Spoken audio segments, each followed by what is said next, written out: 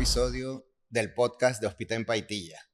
La intención de este podcast es siempre educar al público, o sea, que las personas que nos escuchan sepan un poquito más de diferentes temas y no estén dependiendo de cosas como Google, como ChatGPT, que a veces nos da información un poquito no certera. Hoy en día tenemos un tema muy interesante y es una palabra que a veces asusta a las personas, y es que vamos a hablar de cáncer. Tenemos como invitada a la doctora Olivia El Ashtar. La doctora Olivia es cirujana oncóloga y es especialista en oncología, o sea, en la parte de cirugía en temas de cáncer de hígado, vías biliares y páncreas. Vamos a enfocarnos hoy un poquito en el tema de páncreas. Olivia, bienvenida. Muchas gracias por la invitación. Y antes que nada quisiera que nos dieras un pequeño pantallazo para que la gente se sienta un poquito más clara en los temas de qué es esto de cáncer, algo bien básico, porque fíjate que hay gente que inclusive yo escucho en el día de hoy que puede pensar que el cáncer es contagioso. Entonces, muy por encima, cuéntanos de qué se trata. Bueno, el cáncer, como la palabra es una palabra que produce mucho temor, muchos mitos que lo rodean, es una enfermedad que se origina en nuestros genes, en nuestra genética, en nuestras células. Esto no es algo que se pueda contagiar. Sin embargo, en enfermedades familiares puede transmitirse de padres a hijos o de abuelos a hijos y a nietos y así sucesivamente. O sea, sin ser contagiosa. Sin ser contagiosa. Sino algo más bien hereditario. Algo por herencia, exactamente. Exacto. Por herencia y por genética. Sin embargo, de todos los tipos de cáncer que hay, aproximadamente un 10 o 15% son de origen hereditario o familiar. Y la gran mayoría de las enfermedades malignas son esporádicas. Es decir, una mutación que se origina en una célula que la va a descontrolar y va a hacer que se replique de manera exagerada, va a hacer que no se controle la forma en la que está creciendo y que invada otros sitios del cuerpo. Entonces, en términos generales, el cáncer viene siendo una enfermedad de origen genético que puede ser adquirido a lo largo de tu vida o que puede venir de un origen o una semilla hereditaria y que va a hacer que las células de un determinado órgano del cuerpo crezcan sin control. O sea que las células básicamente se vuelven locas y empiezan a crecer. Empiezan a crecer. La causa no es usualmente no se contagia, eso claramente no. Tiene un 10% o 15%, como mencionaste, de factores hereditarios. O sea que estamos hablando de que la gran mayoría no puedes especificar exactamente por qué ocurrió. Exacto. Hay muchos pacientes que se sienten culpables, por ejemplo, tratando de buscar qué hicieron o qué puede haber causado el cáncer que se les diagnostica. Pero la verdad es que no es algo que tú puedas hacer para evitarlo. Tienes muchos factores de riesgo que puedes modificar para disminuir la posibilidad de que te dé cáncer. Sin embargo, no hay nada escrito con respecto a la verdad de esto.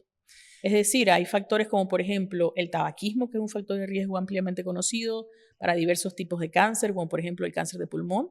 Sin embargo, hay pacientes que desarrollan cáncer de pulmón que nunca en su vida han fumado un cigarrillo o han estado cerca de humo. Claro. Y se ha descubierto, por ejemplo, que hay algunos pacientes, sobre todo mujeres de ascendencia asiática, que tienen un cierto tipo de cáncer de pulmón muy específico y que nunca han fumado en su vida. Entonces, si bien es cierto, en medicina nunca es nunca y ni todo no es todo, jugamos con probabilidades cuando hablamos de esto. Factores de riesgo que pueden ser, que te pueden predisponer a un tipo de cáncer en específico. Sin embargo, también existe el factor de la mala suerte y de manera coloquial lo digo, pero es así, en la cual puedes tener una persona completamente sana, delgada, que nunca haya fumado, que nunca haya tomado, que haya mantenido un peso saludable y aún así le puede dar cáncer.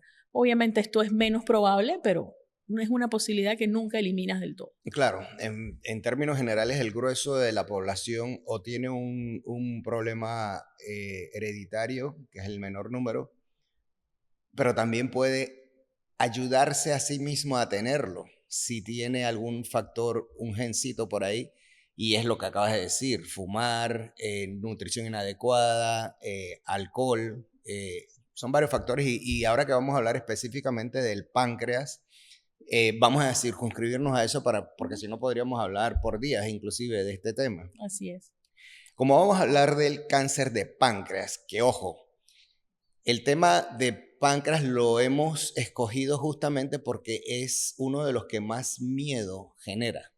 Y dentro de lo que vamos a ir hablando a lo largo de estos minutos es hablar de si eso es cierto, lo que todo el mundo habla o mucha gente habla, que si te da cáncer de páncreas, hasta ahí llegaste, que de esa no sales. Eso lo vamos a hablar.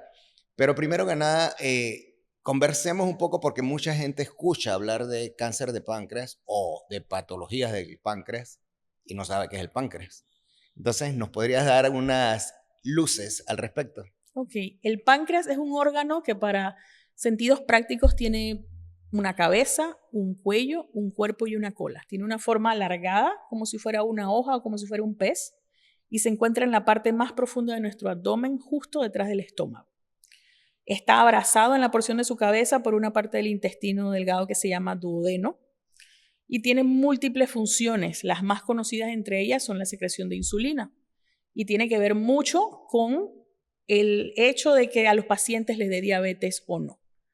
Aparte de esto, sabemos que hay distintos tipos de diabetes. La diabetes tipo 1, que es por un problema en la secreción de insulina, y estos diabéticos tipo 1 generalmente se desarrollan muy jóvenes o de nacimiento inclusive.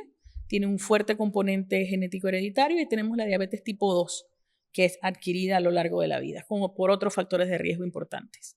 Aparte de eso, el páncreas produce enzimas digestivas que se van a unir a la bilis que produce el hígado en esta porción del intestino delgado y van a iniciar todo lo que es el proceso de digestión, tanto de carbohidratos, proteínas y grasas. Entonces tiene una parte endocrina, que es la parte de la insulina, responsable de la regulación del metabolismo de la glucosa en nuestro cuerpo, y tiene una parte exócrina, que es la de la producción de las enzimas digestivas. Así, a grandes rasgos, tiene múltiples funciones, pero estas son las más llamativas. Interesante. Dos temas. Endocrino, insulina, manejo de diabetes, manejo del azúcar en términos generales para que la gente lo comprenda. Y exocrino, que es la parte que manda al área donde está el intestino lo que va a ayudar a digestión de todo, básicamente. Exacto. Carbohidratos, que es lo que mucha gente le teme cuando está hablando de dietas y cosas por el estilo. Lípidos, que son las grasas, y todo lo que hay allí. Una vez que sabemos qué es el páncreas y dónde está, porque dijiste que está detrás del estómago, o sea, está en lo que nosotros hablamos como la parte más posterior del abdomen. Así. Eso hace que esté medio escondido, quizás a veces no es así, por ejemplo, fácil de palpar o de tocar para un médico. Y eso es parte de lo que vamos a mencionar en cuanto a cómo detectar patologías de ella. Pero digamos entonces, yendo un poquito más a la parte del cáncer mismo, ¿por qué? ¿Qué ocurre? Hablaste de 3 porciones, hablaste de insulina, hablaste de la parte de la digestión. ¿Qué es lo que sucede? O sea, ¿qué es lo que sucede y por qué sucede? ¿Hay algo que podamos hacer para que no suceda? ¿Podemos ayudarnos? Un poquito de eso. No, el cáncer de páncreas es más común en personas de edad adulta avanzada, es decir, mayores de 60 años. Entonces, es una enfermedad propia de la vejez. Lo que se está observando más recientemente en las últimas décadas es que cada vez hay más diagnóstico en pacientes jóvenes. Entonces, cuando tú evalúas a un paciente con un diagnóstico de cáncer o con un potencial diagnóstico de cáncer, tú tienes que evaluar cuáles son sus factores de riesgo, qué puedes modificar y qué no puedes modificar. Hablamos de la parte hereditaria, que es la parte genética. Eso no lo puedes cambiar, naciste con eso, viene de tu familia, de tu entorno familiar y de tu herencia. Hablamos, por ejemplo, de factores de riesgo modificables como el tabaquismo, la obesidad, el ser sedentario, por ejemplo. Estos factores sí se pueden modificar, y se ha observado que aquellas personas, por ejemplo, que son obesas, que son sedentarias, que fuman, fumadores pesados sobre todo, tienen mayor riesgo, y aquellas personas obesas también tienen mayor riesgo, van a desarrollar este tipo de cáncer probablemente una década antes que una persona a la cual le dio un cáncer de páncreas tipo esporádico, pero que no tiene estos factores de riesgo, por ejemplo. Aparte de eso, también otra cosa que llama la atención es en los pacientes diabéticos. Generalmente, aquellos pacientes que son diabéticos y tienen algún tipo de descontrol súbito en la insulina, hay que investigarlos por un probable tumor de páncreas, y también aquellos pacientes que a lo largo de su edad pues han mantenido un peso saludable, no tienen otros factores de riesgo importantes y súbitamente desarrollan diabetes en una edad adulta. Todas esas cosas hay que establecerlas como posibles factores de riesgo. También existen factores ambientales que tú no puedes controlar. Hay montones de cosas a las cuales estamos expuestos todos los días que no sabemos, desde el medio ambiente, la polución, por ejemplo, pero esas son cosas que tú tampoco puedes modificar. Entonces tienes que enfocarte en las cosas que sí puedes modificar.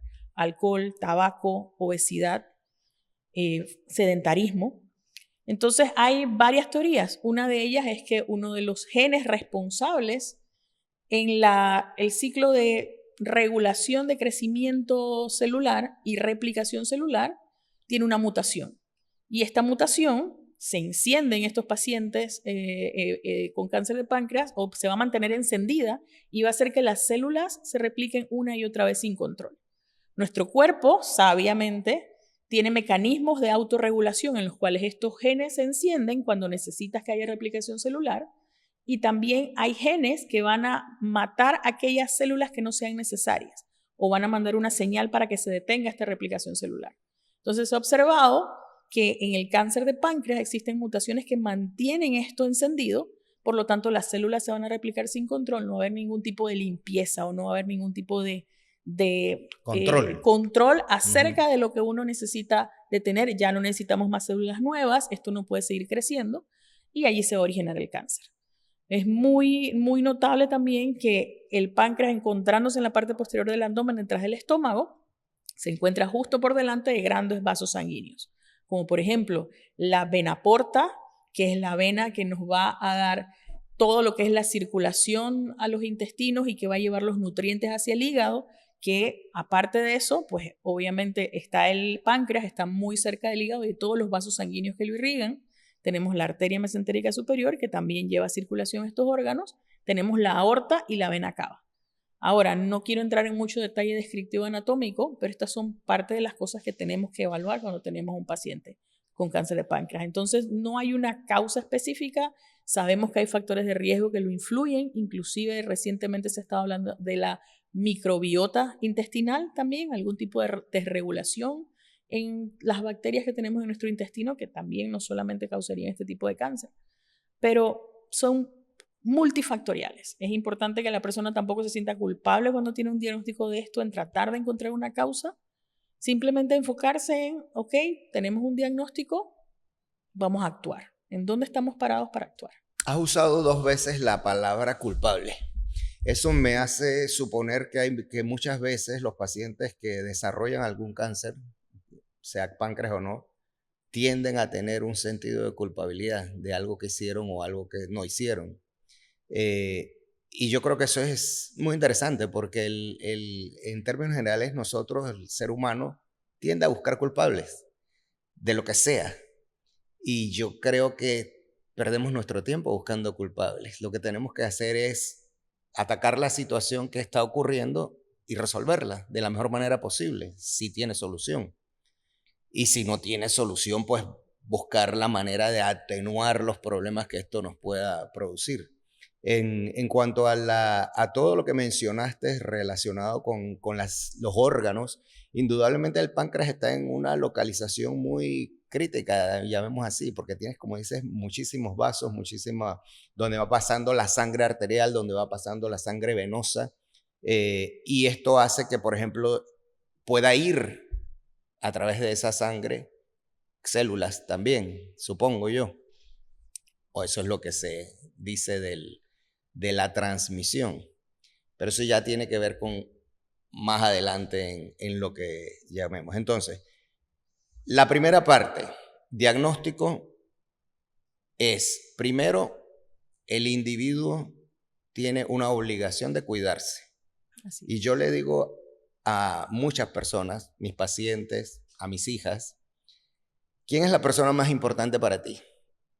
Y me pueden responder diferentes cosas, me responden hasta que su mamá o que su papá, y yo le digo, no, la persona más importante eres tú.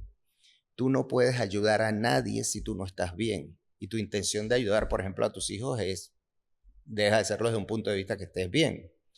Entonces, ¿qué se requiere? Cuidarse. Y hay a mí me llama la atención que en varios podcasts, en varias conversaciones, en varias reuniones, en varios congresos, volvemos a lo mismo siempre. Y hablamos de nutrición, hablamos de ejercicio, hablamos de no obesidad, hablamos de no a las sustancias nocivas como el alcohol y el fumar. Y sin embargo, vemos que sigue habiendo más de lo mismo. Entonces, no es un tema donde la gente deba sentirse culpable una vez que llega a un punto. Lo que debe hacer la gente es prevenir. O sea, yo creo que en medicina es mucho más caro siempre curar que prevenir. Y por eso es que se hace tanto énfasis en factores de prevención. Entonces aquí bajo lo que tú has mencionado, la prevención es básicamente tener un estilo de vida saludable. Básicamente, porque hay factores que no puedes modificar. Y como dices tú, en una persona que tenga el problema o el factor, si no tiene los agravantes, estás hablando de 10 años de vida antes de que manifieste eso. Hay unos estudios que han salido recientemente de por ejemplo, en el deporte y mencionan que comparado con una persona que no hace ejercicio, una persona que juega tenis, de tenis es lo que estaban hablando en los artículos, prolonga su vida 10 años también. Entonces estamos hablando de una década de vida de calidad. Entonces tenemos que hacer algo. Volviendo a nuestro tema, porque a mí siempre me interesa que la gente que escucha esto se cuide y sepa qué hacer. Ante cualquier duda, ante antecedentes, como dices tú, lo lógico es ir al médico, ¿no? Así es, buscar ayuda. Claro, y el médico, ¿qué va a hacer? El médico va a mandarles algún estudio en particular, el médico va a mandarles algunas pruebas de laboratorio en particular para tratar de definir qué es lo que tiene, basado en todo esto que has mencionado, para que los pacientes tengan a donde quién acuden, por ejemplo. Esa es otra. Y yo pensaría que lo ideal sería tener una gran fortaleza en el sistema de atención primaria, que los médicos generales, los médicos que atienden a los pacientes en los centros de salud, en los cuartos de urgencia, en los sitios primarios, tengan el conocimiento adecuado para ir orientando, porque también es cierto que en muchos casos los pacientes llegan a donde la persona que puede darles un tratamiento adecuado o el mejor tratamiento posible bastante tarde. Entonces, yo creo que tú, ¿qué opinas de esto del que el médico de atención primaria esté bien orientado en cuanto al manejo del diagnóstico? Bueno, lo más importante que hay que reconocer es que si no conoces de un tema, no lo vas a sospechar y no lo vas a buscar. Entonces, la educación es sumamente importante, tanto para el paciente como para escuchar su cuerpo, porque en múltiples ocasiones te van a decir, yo no sentía nada, no me dolía nada, nunca me puse amarillo, nunca tuve ningún síntoma. Sin embargo, cuando tú empiezas a historiar al paciente y a ahondar en síntomas, te das cuenta que habían cosas muy sutiles. Habían señales. Señales que la persona asumió que se trataban. La clásica gastritis, por ejemplo, o indigestión, o comía lo que me cayó mal. Sin embargo, usualmente estas cosas son pasajeras, no son síntomas persistentes, insistentes. Entonces, acudir al médico, pues el médico te va a dar un tratamiento específico para un síntoma. Sin embargo, lo correcto sería regresa en 2 semanas para ver si mejoraste, ahondemos en esto, estás pensando que pudiera ser gastritis, solicitar una endoscopía, solicitar un estudio de imagen, como por ejemplo el ultrasonido, que si bien es cierto, no es el mejor estudio para observar páncreas, eso es una realidad, pero es de bajo costo y es accesible. Entonces creo que si no conoces de un tema, no vas a tener la sospecha de descartar lo peor. Entonces, usualmente uno siempre se va a los síntomas más comunes. Entonces, así como le hablé de las partes del páncreas, por ejemplo, la ubicación te va a dar cierto tipo de síntomas. Cuando la persona se pone amarilla, por ejemplo, probablemente estemos hablando, lo más común son piedras en la vesícula que migraron y salieron y pasaron por los conductos, obstruyeron los conductos y por eso se sube la bilis en la sangre. Sin embargo, esos mismos conductos se comunican con el páncreas. Entonces, cuando tú tienes un tumor en la cabeza del páncreas que esté en íntimo contacto con estos conductos, la bilis no va a fluir de manera adecuada y se va a producir la ictericia. Es decir, que se van a poner de color amarillento la base de la lengua, las escleras, la parte blanca de los ojos y la piel.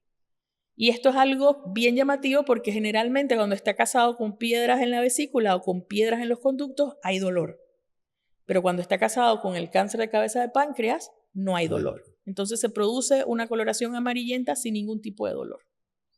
Puede haber náuseas, puede haber pérdida de peso sin ningún tipo de explicación, y esto es cierto para cualquier tumor en cualquier parte del páncreas. Y pérdida de peso que no estés buscando, es decir, no dietas, por ejemplo, no inyecciones de estos medicamentos que se están utilizando recientemente para perder peso, simplemente una pérdida de peso inexplicable aunque la persona esté comiendo relativamente bien. Inapetencia también puede ocurrir, cansancio extremo, cambios en la coloración de las heces, que viene dado de esto también. Si la bilirrubina no fluye bien, si la bilis no fluye bien hacia las heces cambian de color y son de color blanco. La orina tampoco va a ser la misma, no va a ser de color amarillento, sino que va a ser de color Coca-Cola. Eso es un signo conocido como coluria. Las heces, precisamente por todo este problema de la parte exócrina, de la producción de enzimas digestivas, van a ser grasosas porque no estás digiriendo bien las grasas. Entonces, todas estas cosas te tienen que orientar. Un dolor abdominal persistente, sobre todo en la parte central del abdomen, que se irradia hacia la espalda, nos puede hablar de un problema en el cuerpo con la del páncreas. Entonces, dependiendo de la ubicación anatómica, hay ciertos síntomas que inicialmente pueden ser muy leves, la persona no les presta atención, va sobre la marcha, se automedica con antiácidos, se automedica con medicamentos para el dolor, sin embargo, las molestias persisten. Y creo que es muy importante, aparte de escuchar a nuestro cuerpo, prestar sobre todo atención a aquellas molestias, a aquellos síntomas que no mejoran un tratamiento sintomático inicial. No darle largas. Recordemos que si no tenemos salud, no tenemos nada más. Entonces, prestar atención a nuestro cuerpo, cuidarnos, aquellos factores de riesgo que se pueden modificar y acudir por atención médica oportuna. Si bien es cierto, en pleno siglo XXI, la mayor parte de las personas tienen vidas muy ajetreadas, trabajo, familia, obligaciones, hay que sacar un espacio para buscar atención médica oportuna. Si bien es cierto, la primera línea que se debiera fortalecer es la atención primaria, centros de salud, policlínicas, medicina general, también es válido buscar ayuda de especialistas, como gastroenterólogos, internistas, sin tener que llegar todavía a un oncólogo porque no tienes un diagnóstico, pero buscar ayuda. Y si no te funciona, pide una segunda opinión. Pero no te quedes, si te sigues sintiendo mal, no tienes por qué vivir con dolor, tienes que buscar otras alternativas. Y lo que mencionaste es importante para todas las personas que nos escuchan y nos ven, de que si tú tienes un síntoma, ponle tú que le atribuyes a gastritis o piensas que tienes la bacteria del estómago, que es el Helicobacter pylori, y te dan tratamiento para eso, pero recurre, o sea, viene de nuevo y aparece, ponle tú, regularmente. Entonces, en vez de estar pensando que tienes una gastritis constante, piensa en la posibilidad de algo más y acude al médico. Porque resulta que en Panamá estamos muy dados a el tema de estar automedicándonos y darnos, por ejemplo, la primera vez que fui al médico me dieron Gastrigel, un medicamento, algo, ¿sabes?, común para el ardor en el estómago. Bueno, 2 meses después me da de nuevo y yo me voy a la farmacia y me compro el Gastrigel. O resulta que mi hermano dice que su suegra tuvo tal cosa y le dieron este medicamento, tómalo. O la tía te recomienda o la abuela te recomienda. En Panamá yo siempre bromeo con mis pacientes en la clínica, en el consultorio, diciendo que afuera de los consultorios de los hospitales hay más médicos que adentro de los hospitales, ¿no? Porque aquí todo el mundo receta y todo el mundo te da recomendaciones médicas. Entonces, si bien es cierto, recomendarle a alguien que se tome algo para un dolor de cabeza no está mal, creer que puedes resolver un problema de este tipo solamente por lo que te está recomendando alguna persona no es buena idea. Entonces, énfasis en lo que dijiste, regresa al médico. Y si el médico te vuelve a decir lo mismo, pues pide una segunda opinión, como tú lo has dicho. O sea, tenemos claro que partamos del momento de tu una de tus primeras frases respecto a esto, que es que el que no sabe de algo no lo diagnostica. Entonces es cierto, nosotros los médicos conocemos mucho de lo nuestro, por eso es que yo insisto en que la atención primaria es la que debe estar fortalecida, ¿no? Porque si llega un paciente a mi consultorio y yo soy especialista en ortopedia y traumatología y me dice que tiene esto a recurrencia, yo como soy consciente que no sé de eso, yo lo voy a referir donde alguien que sabe de eso, ¿no? Entonces no le voy yo a recomendar algo X, malamente le puedo hacer, ¿no? Así es que ese punto es crucial. Claro, viene muy dado de nuestra cultura. El latino en términos generales es muy cercano a su familia, a sus amigos, y la gente se preocupa y tú le mencionas un síntoma a un conocido y él te va a decir, bueno, yo te recomiendo esto, mi tía se tomó esto, mi abuela se tomó esto, yo estoy tomando esto, pero hay que tomar en cuenta que lo que funciona para una persona no es lo mismo que va a funcionar para los demás, los diagnósticos no son iguales y no puedes asumir ese riesgo simplemente por salir del paso o por temor de ir al médico, que existe con mucha frecuencia. Simplemente ese temor de ir al médico y que te diga que tienes algo malo. Cuando está la otra parte de la moneda, en pensar, si voy al médico a tiempo y se me diagnostica, ya sea enfermedad benigna o enfermedad maligna, a tiempo, puede ser que haya más posibilidades de curarse. Entonces, hay una parte cultural entre miedo y escuchar a los demás, y algo que le digo yo con frecuencia a mis pacientes, inclusive después que tienen el diagnóstico de cáncer. Busca ayuda, no tienes por qué quedarte con esa molestia. Si no te satisface una respuesta, es válido buscar una segunda opinión. Todos somos humanos, nos podemos equivocar. Pero si tú estás más cerca de un profesional de la salud y buscas ayuda de un especialista, pues tus posibilidades son mejores. Tú mencionaste algo interesante que me da me abre la puerta para esta pregunta. Hablaste de la cultura latina. Tú acabas de regresar de 2 años de un entrenamiento, otro más, en la parte esta de hígado, páncreas y vías biliares. Y estuviste en Brasil, estuviste en México, estuviste en Chile y estuviste en Estados Unidos. Bueno, Estados Unidos no es tan latino, aunque hay muchos latinos en Estados Unidos. En estos 3 países, Brasil, México y Chile, ¿la gente se comporta igual que aquí? Sí, la verdad es que somos bastante similares, culturalmente hablando. Sobre todo en esta idiosincrasia, gente muy cálida, gente muy dada a preocuparse por los demás. Sobre todo México creo que es el país que más se parece a nosotros. Y tú empiezas a notar patrones en comportamiento, empiezas a preguntarle a los pacientes, vienen acompañados de toda su familia, toman cosas que no debieran tomar, Ajá, los tés de hojas, las claro, vitaminas. Tú te vas dando cuenta que es algo cultural. claro. Es algo cultural, los desórdenes alimenticios también con respecto a la alimentación, a la obesidad, a no saber qué comer. Hay comidas muy ricas en toda Latinoamérica, sobre todo en México, pero también hay un problema de obesidad, como lo que tenemos aquí en Panamá. Entonces esas son cosas culturales intrínsecas a nosotros. Y bueno, estuve en Estados Unidos en las últimas 3 semanas de mi fellow, pero fui invitada por un latino. Así Ok, que la verdad es que los latinoamericanos estamos en todos lados. sí.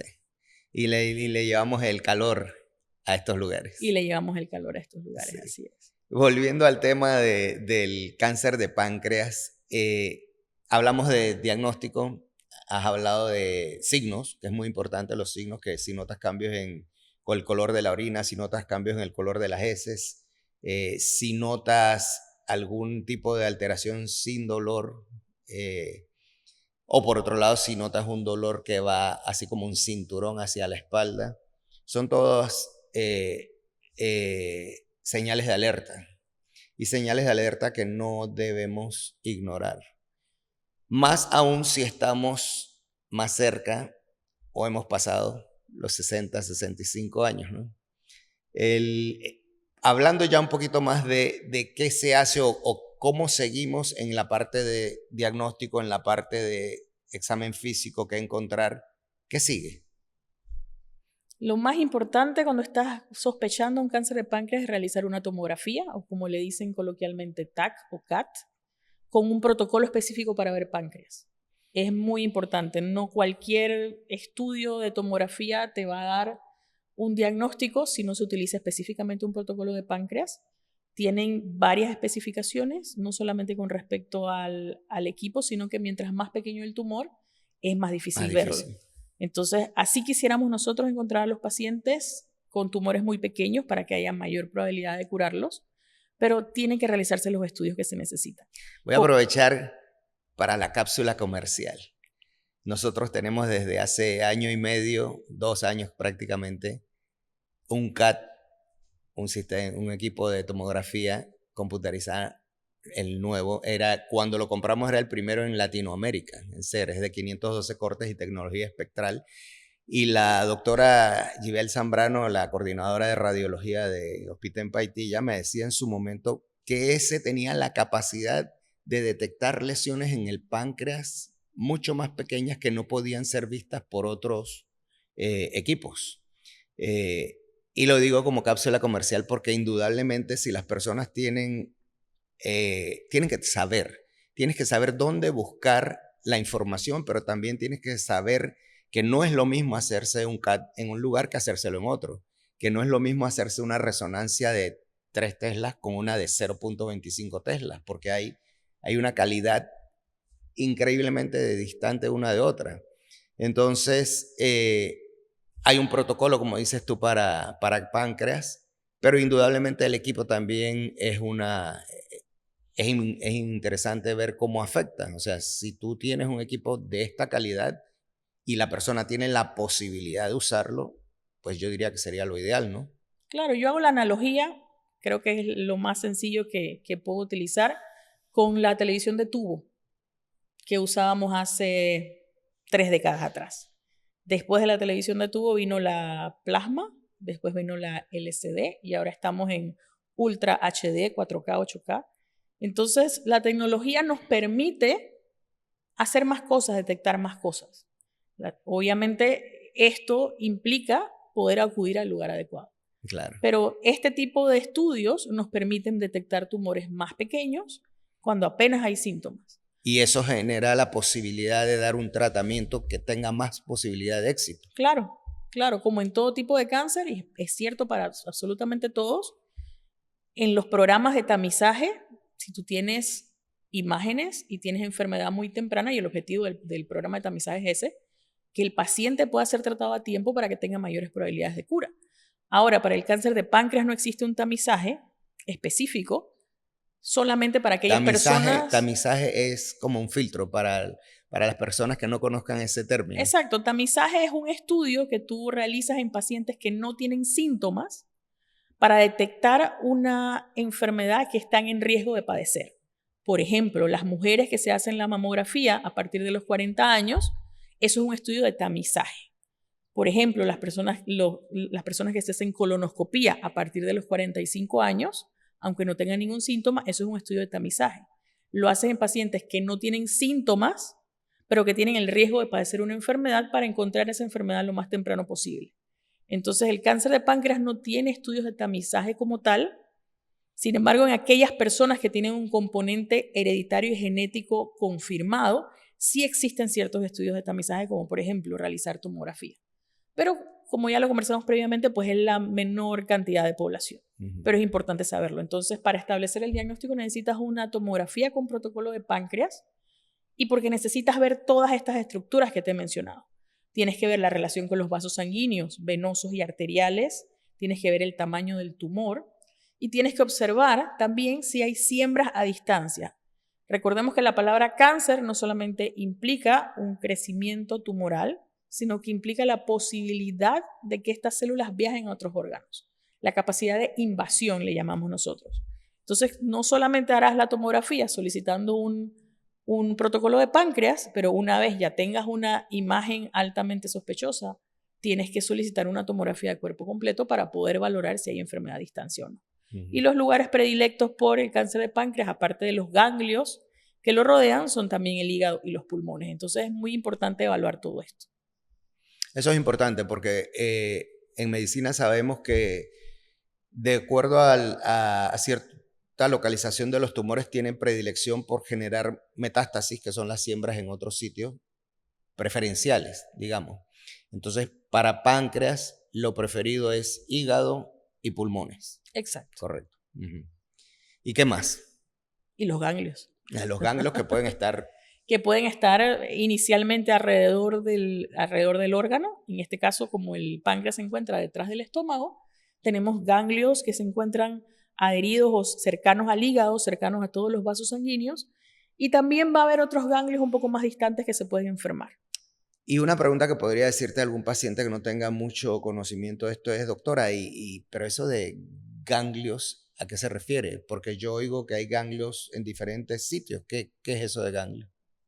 Bueno, los ganglios, que los podemos tener en cualquier parte del cuerpo, vienen dados del sistema linfático, que digamos que es un filtro para microorganismos, para otras infecciones de nuestro cuerpo y se encuentran en todas partes. Cuando tienes una patología maligna tipo cáncer, el primer lugar al que van a salir estas células a tratar de invadir otros órganos del cuerpo o su primer estacionamiento van a ser estos ganglios, que al enfermarlos puede ser que crezcan de tamaño o no, dependiendo de cuánto tiempo ha pasado desde que empezó la enfermedad. Y es importante conocerlo porque esto forma parte de tu plan o tu estrategia de tratamiento. Claro. Como factores pronósticos, por ejemplo. Y hago la analogía también de una enfermedad que es más común, como por ejemplo el cáncer de mama. Cuando se hace la evaluación del cáncer de mama, sabemos que la enfermedad nace en la mama, pero antes de pasar a otras partes del cuerpo va a pasar por los ganglios de la axila, por ejemplo, o inclusive por algunos ganglios del pecho, pero lo más común es que pase por los ganglios de la axila. Entonces esto nos da información pronóstica de saber específicamente a dónde estamos estacionados. Entonces cuando uno trata el cáncer de páncreas, uno siempre tiene que pensar en estos ganglios, porque al momento de realizar una cirugía adecuada, no solamente tienes que quitar de dónde nació el cáncer de páncreas, sino que tienes que hacer una limpieza de todos los ganglios de esa región para poder entonces tener una etapificación más adecuada y saber cuál es el tratamiento más adecuado. Claro, porque en esos casos se habla de si hay ganglios cercanos tomados o no tomados, e inclusive cuántos ganglios están tomados y si se encuentran en el área del drenaje linfático. Porque la pregunta que te hice con respecto al tema de ganglios es porque muchas personas hablan del sistema venoso y el sistema arterial y eso es lo único que se conoce, pero el sistema linfático es un sistema que, como lo dices, es de drenaje, es el primer sistema donde todo lo que ocurra, e inclusive muchas veces infecciones. Tú puedes tener una infección en el pie y el paciente dice que tiene una seca en el área inguinal y ese es el término coloquial que se usa en Panamá y una seca es un ganglio. Entonces, para tener la relación de qué es un ganglio y cómo se relaciona con los tumores o con enfermedades infecciosas. Sí, es la primera línea de defensa del cuerpo. La primera. Como son, por ejemplo, las amígdalas en infecciones del tracto respiratorio superior, que muchas veces dicen, ¿para qué están ahí? Pues son sistemas de defensa. Entonces tenemos ya claro diagnóstico, tenemos la tomografía, el ultrasonido, que nos puede ayudar la tomografía con el protocolo específico para páncreas. Cuando un paciente tiene ya un diagnóstico, por ejemplo, ¿todo paciente va a ir a cirugía? Va a depender de lo que encontremos en la tomografía. Por ejemplo, como estábamos hablando previamente, la relación con los vasos sanguíneos es sumamente importante. Esto es algo que podemos ver anatómicamente por tomografía. Sin embargo, hay múltiples factores del paciente que hay que tomar en cuenta. Primero, su estado funcional, si está en buen estado general o si es una persona que ha perdido mucho peso, que necesita nutrirse, que aparte de perder peso, ha perdido masa muscular. Tenemos que valorar ciertos exámenes en sangre, por ejemplo, cómo están las pruebas del hígado, cómo están las pruebas de los riñones, cómo está el corazón, cómo está el marcador tumoral, por ejemplo, porque puede ocurrir que tengas un tumor muy pequeño, que anatómicamente tú lo veas en la tomografía, que es perfectamente resecable o susceptible de llevar a una cirugía, pero que tengas un marcador tumoral muy elevado. Entonces, el marcador tumoral específico para adenocarcinoma de páncreas, que es el tipo más común o más frecuente de cáncer de páncreas, es el CA19-9.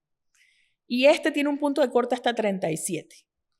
Entonces, se ha observado que en aquellos pacientes que tienen una elevación marcada de estas cifras, aunque tengas una enfermedad completamente quirúrgica y resecable por imagen, las probabilidades de que tengas enfermedad microscópica metastásica o que tengas células circulando por el resto de su cuerpo son elevadas. Entonces es muy importante saber que, si bien es cierto, el cáncer se puede originar en un órgano, es una enfermedad que está en todo tu cuerpo, de manera microscópica o en células que están circulando en tu cuerpo. Entonces nosotros hablamos de terapia sistémica o coloquialmente la quimioterapia, por ejemplo. Y es muy importante saber distinguir qué le conviene al paciente. Obviamente el paciente se sienta frente a ti y te dice, yo quiero que usted me quite todo, quiero que me opere ya, quiero que me lo haga todo ya, pero estas decisiones no se toman a la ligera. Tienes que no solamente ver la tomografía, evaluar el estado general del paciente, sus laboratorios, sus comorbilidades, por ejemplo, el marcador tumoral, y darte cuenta si realmente a ese paciente le conviene operarse primero o si prefieres tratar de aplacar o ponerle los frenos a la enfermedad de cierta forma con terapia sistémica o quimioterapia para posteriormente entonces llevarlo a una cirugía. Entonces no son decisiones fáciles. Cada vez en medicina se trata más de individualizar el tipo de tratamiento que va a recibir el paciente. Y lo mismo ocurre con las biopsias. Tú pensarías, si tengo un tumor en el páncreas, ¿por qué no realizar una biopsia para saber si es benigno o maligno? Entonces, todas estas cosas tú las pones en la balanza. No a todos los pacientes les va a pedir biopsia. Existen ciertas características a la tomografía, que esto te habla que se trata de un cáncer de páncreas. Y si tú ves que todos los factores pronósticos son adecuados y la parte anatómica es adecuada y hay un marcador tumoral bajo, este paciente se va a beneficiar de llevarlo a una cirugía primero. Sin embargo, si tú ves que el paciente tiene un tumor atípico de características atípicas o tiene un marcador tumoral muy elevado, aunque anatómicamente se vea favorable para cirugía, a este paciente tú le solicitarás una biopsia para saber específicamente de qué tipo de tumor se trata para entonces darle quimioterapia primero. Y siempre vas a estar evaluando. No es que va a empezar la quimioterapia y en un año le hacemos otra imagen de nuevo. No, esto es algo que va de la mano con las otras especialidades de la oncología para poder saber en qué momento este paciente puede ser llevado a cirugía. Entonces, no es una receta de cocina, no es una decisión fácil, es una decisión que tienes que tomar con el paciente, informar al paciente cuáles son sus opciones, a la familia del paciente también, para saber qué es lo que más le conviene. No son decisiones fáciles y generalmente se toman en conjunto con un comité multidisciplinario apoyado por las otras especialidades de la oncología.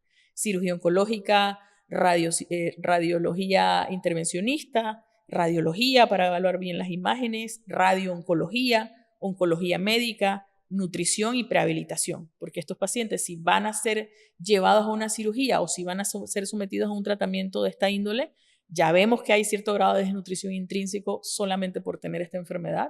Entonces hay que preparar al paciente como si se fuera a preparar para una maratón. Claro, incluso yo le agregaría, que supongo que lo hacen, salud mental. Salud mental es sumamente importante. Porque el impacto que produce no solo en el paciente, sino en todo su entorno, la palabra cáncer. La palabra cáncer te deja vulnerable. Claro. Tú tomas a una persona que su propio cuerpo la está atacando y no sabe por qué.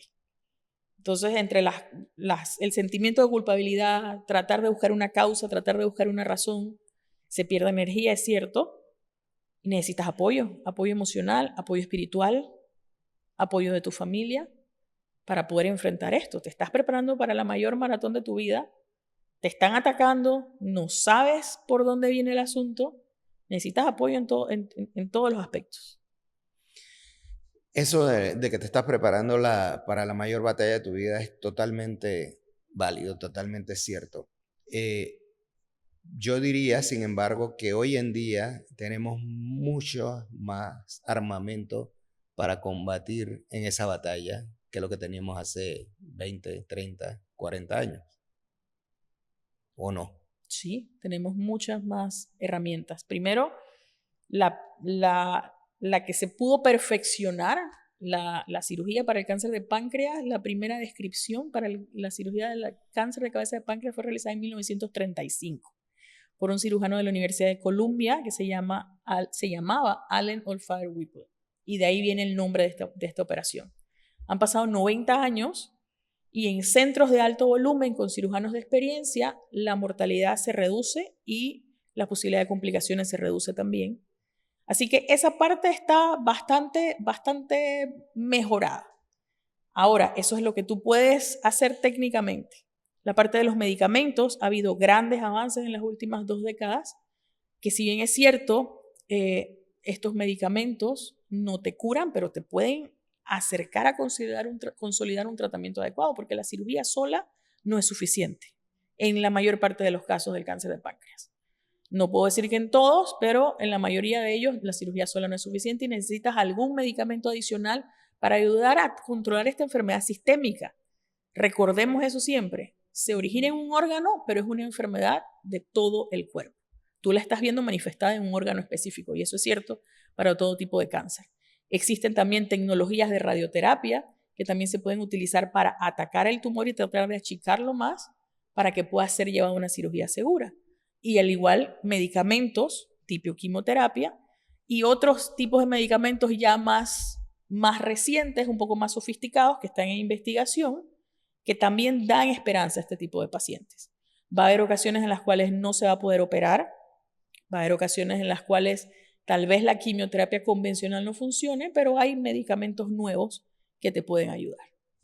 Segunda cápsula comercial. Mencionaste radioterapia. Hospital en Paitilla es el único hospital privado que tiene un acelerador lineal para radioterapia adentro del hospital, en Panamá. Hay obviamente en hospitales públicos. El oncológico tiene. No sé si además del oncológico algún otro sitio lo tiene. Creo que no. No sé, creo que no. Adentro del hospital no. No. Así es que otra capsulita comercial, ya que esto lo hacemos en Hospital en Paitilla, ¿no? Tenemos que mencionar lo que tenemos, sin lugar a dudas. O sea, yo creo que sentirse orgulloso de lo bueno que uno tiene está bien, está perfectamente bien, porque es justamente para ayudar a la gente. Así es que es importante que se sepa también, que se sepa que si alguien necesita radioterapia, considere privadamente Hospital en Paitilla.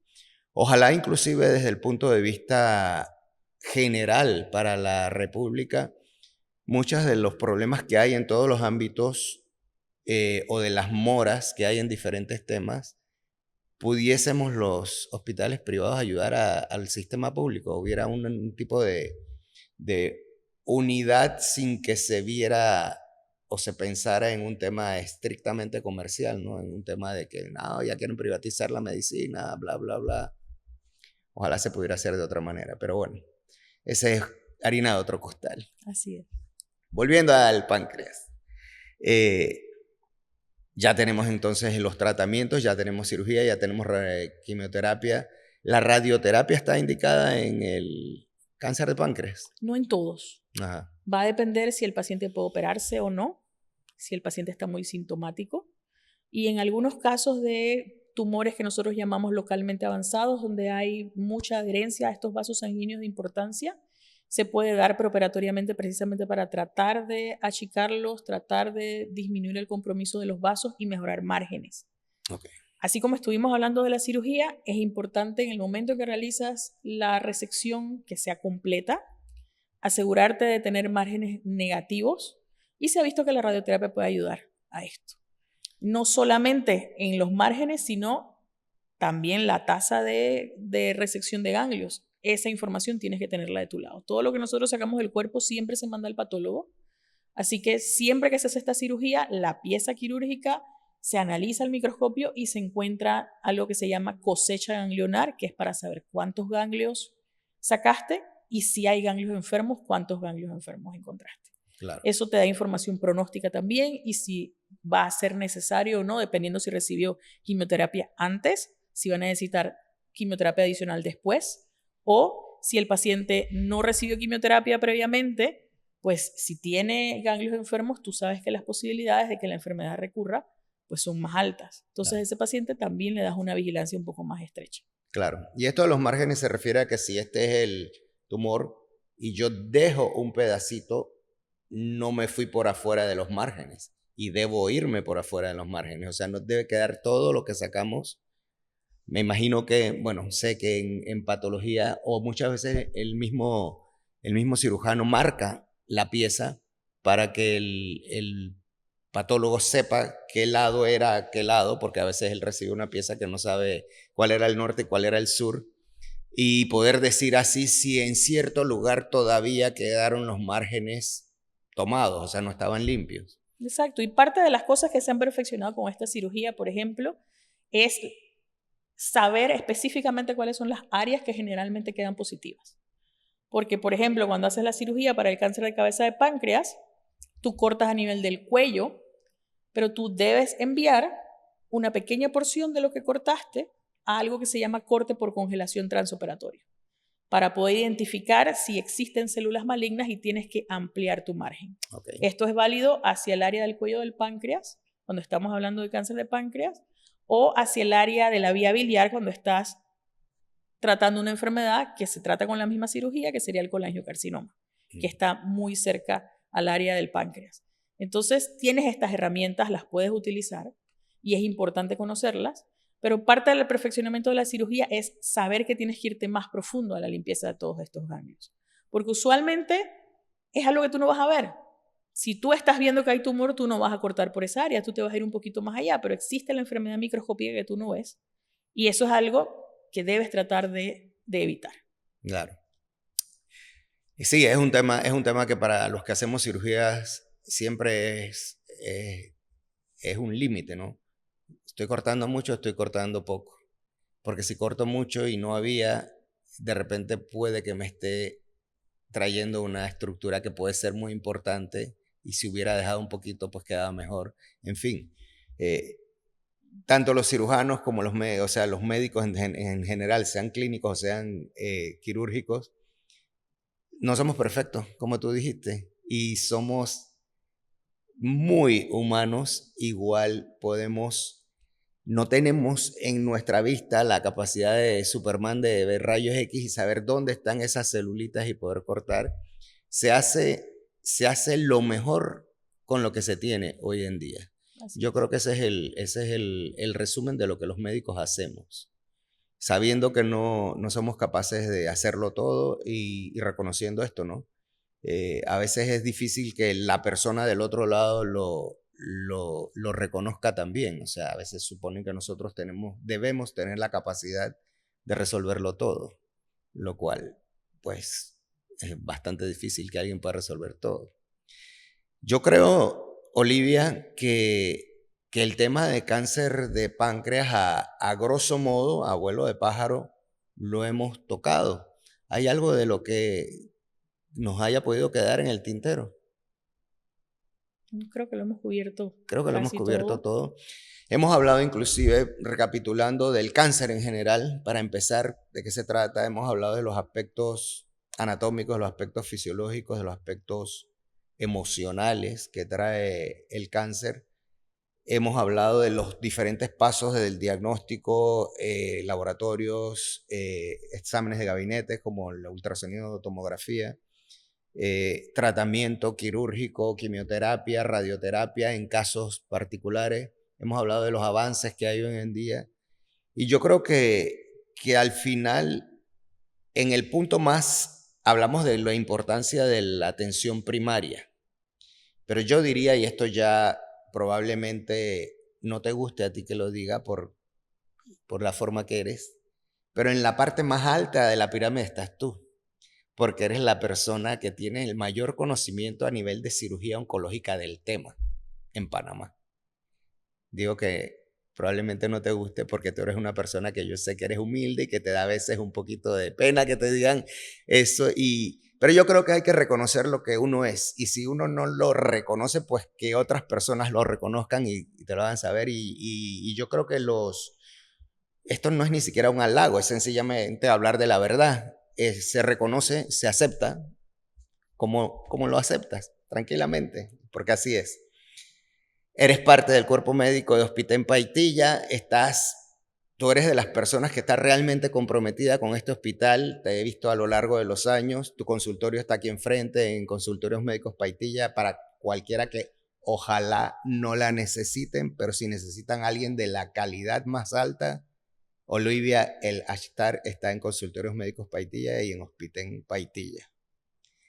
Muchísimas gracias, Olivia, por este conversatorio, porque eso es lo que son estos podcasts, son conversatorios, es un tema, la idea es hacerlo como lo hemos hecho, no es una entrevista, es un conversatorio, y es tratar de llevarle a la comunidad panameña a través de esto un poquito más de conocimientos del tema y pedirle, sugerirle, recomendarle a la comunidad panameña que si tienen dudas acerca de algo, vayan a un médico, convérsenlo con un médico, vayan a un médico de la familia, él les recomendará dónde quién ir, pero no se queden con lo que les da las redes, o Google, o ChatGPT, o el Gemini, o el que quieran usar, porque muchas veces la información que se transmite ahí es una información que está basada,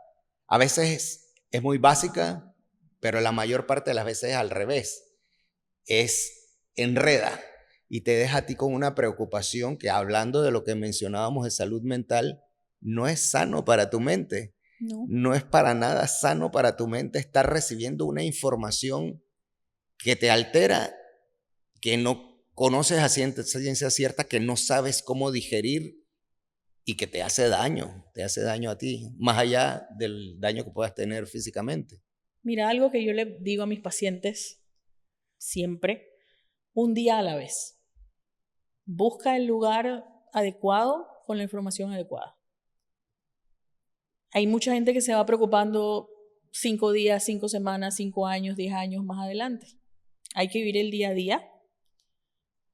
Estos procesos patológicos, estas enfermedades, siempre toman varios pasos para poder establecer un diagnóstico certero, para poder establecer un plan de tratamiento. Y a veces el paciente está muy apurado, pero no necesariamente lo que el paciente quiere es lo que le va a convenir. Entonces ahí es donde intervenimos nosotros como médicos para guiarlos. Cada vez que haces una búsqueda en ChatGPT o que haces una búsqueda en Google, es una búsqueda general. Te va a llegar todo tipo de información, de alta calidad, de baja calidad, desordenada, sin contexto. Y viene siendo más o menos un poco más refinado que preguntarle a la vecina o que preguntarle al tío o preguntarle al amigo. Nada más que esta es una información que sacas mucho más compleja. Entonces, busca atención a tiempo, oriéntate con tus médicos, pregunta todas tus dudas. Yo siempre les digo a mis pacientes, a la siguiente cita me trae un cuaderno con todas sus preguntas, porque cuando reciben tanta información, no es sino hasta cuando llegan a casa que se sientan y empiezan a pensar y se les empiezan a ocurrir preguntas. Pregúntame a mí, yo te voy a responder lo que tú necesitas saber, antes que ir a buscar y llenarte de más incertidumbre y de más dudas o muchas veces ideas fatalistas. Eso hay mucho de eso en las redes, ideas fatalistas. O sea, tú tienes un lunar y te dicen ya, es melanoma y te vas a morir. Y es un lunar normal. O sea, si tienes alguna duda, ve al médico y chequéatelo. Yo recuerdo cuando éramos estudiantes de medicina, que cuando tú estabas dando todas estas clases, tú empezabas a ver todos estos síntomas y empezabas tú a pensar, ¿tendré esto? ¿Tendré lo otro? Porque estabas en ese proceso de aprendizaje. Claro. Entonces, obviamente, un paciente que no conoce de los temas, empieza a leer estas cosas, se va a abrumar. Entonces, también mis pacientes me dicen, doctora, es que me voy a morir. Pero lo que sí es cierto es que todos nos vamos a morir en algún momento de nuestra vida. Entonces, al final, el médico tiene una obligación con su paciente de guiarlo, de tomar estas herramientas útiles para ayudarlo lo mejor posible, pero no olvidemos que el que tiene la última palabra está ahí arriba. Entonces, eso nos da esperanza también. Claro. Pero si el paciente está solo, se siente solo, no busca en los lugares en los que realmente lo pueden ayudar, pues el problema se hace mucho más grande de lo que en muchas ocasiones es. Yo creo que esta última parte de nuestro podcast ha sido un poquito más filosófica y un poquito más espiritual, un poquito más real en cuanto a lo que el paciente o que los que nos escuchan deben llevarse. Deben llevarse porque eso es quizás lo más importante. O sea, la certeza de que es mejor ir a obtener la información a un sitio fiable a un sitio donde te la van a dar claramente y te van a responder todas tus preguntas y quedarnos con eso, quedarnos al final con que somos seres humanos que padecemos enfermedades físicas, mentales, tenemos temas emocionales y a nosotros los médicos muchas veces nos toca hacer el papel de varios, ¿no? O sea, siendo nuestra especialidad o no siendo nuestra especialidad, por ejemplo, psiquiatría, nos toca muchas veces actuar en términos de apoyo emocional y todas estas cosas. Así que, pues nada, Olivia, ha sido súper agradable este conversatorio contigo. Muchas gracias por aceptar la invitación y pues darnos a todos, incluyéndome,